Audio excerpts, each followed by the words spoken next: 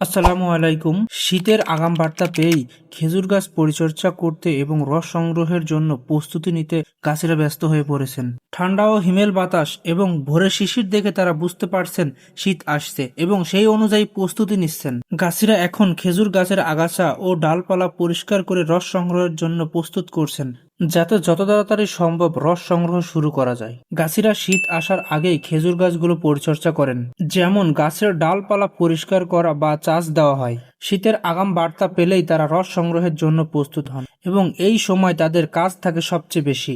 অনেক গাছই প্রতিযোগিতায় নামেন কে কত আগে রস সংগ্রহ শুরু করতে পারেন।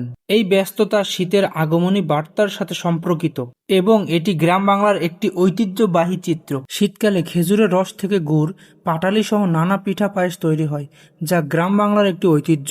এটি গ্রামীণ অর্থনীতিতে একটি গুরুত্বপূর্ণ মৌসুমী আয়ের উৎস। সবাই ভালো থাকবেন। আসসালামু আলাইকুম।